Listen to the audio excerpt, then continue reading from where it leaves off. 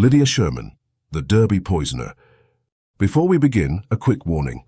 This video discusses real cases of poisoning, murder, and toxic substances. It's for education and historical interest only. I'm not a doctor or a botanist. Please don't eat, brew, or experiment with any of the poisons mentioned here. If you suspect poisoning, seek medical help immediately. And remember, Pete's world of poisonous plants is not responsible for any daft ideas you get from watching this. Right then, on to the horror. Lydia Sherman. Born in 1824, raised in Connecticut, and outwardly the picture of 19th-century respectability. She was a wife, a mother, a woman you might trust to knit a scarf or bake a pie, but she also happened to be one of America's most notorious female poisoners. By the time she was caught, she'd left a trail of husbands, stepchildren, and her own children dead behind her.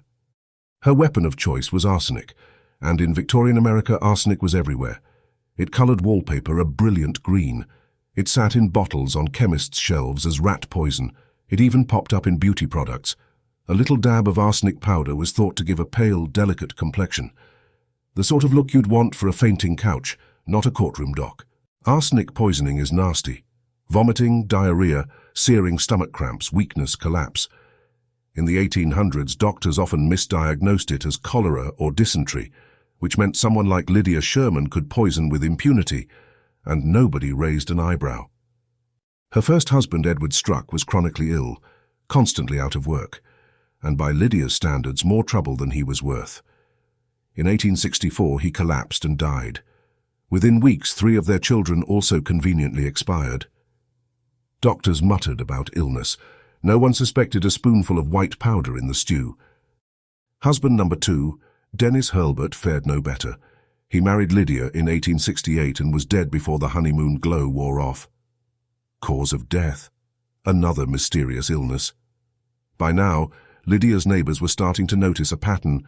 She wore black far too often for it to be fashionable. Then came husband number 3, Horatio Sherman. He must have thought he was marrying a respectable widow.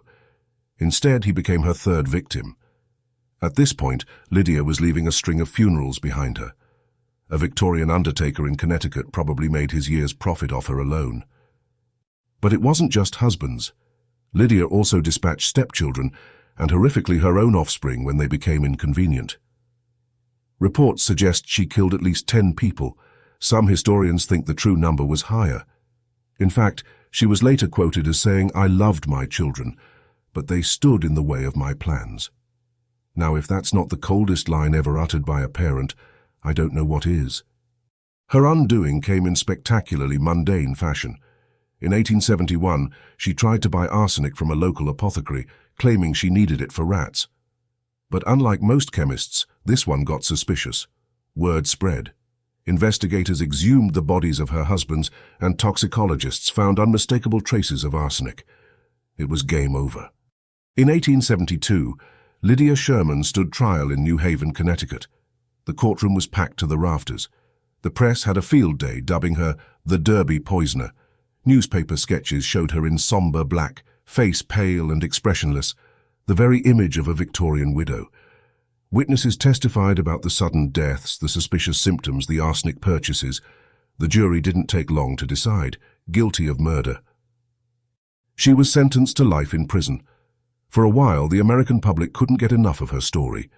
Some writers compared her to Mary Ann Cotton in England, another black widow arsenic killer. Across the Atlantic, poison was proving to be the weapon of choice for women trapped in miserable marriages. Lydia's final chapter came in 1878, when she died in prison of typhoid fever. No poison, no arsenic, just an ordinary grubby infection. Poetic justice, some said.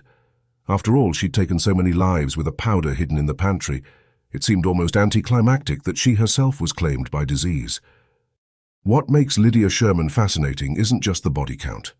It's the ordinariness of it all. She wasn't a deranged genius or a criminal mastermind.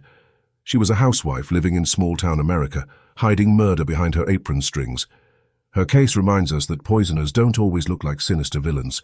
Sometimes they look like the woman next door offering you a slice of pie. And that, perhaps, is why arsenic was the poison of the age. Easy to get, easy to disguise, and terrifyingly effective. If you've enjoyed this tale of the Derby poisoner, Do give this video a like, subscribe to Pete's World of Poisonous Plants, and ring the bell for more tales of toxins, trials, and terrifying true crime.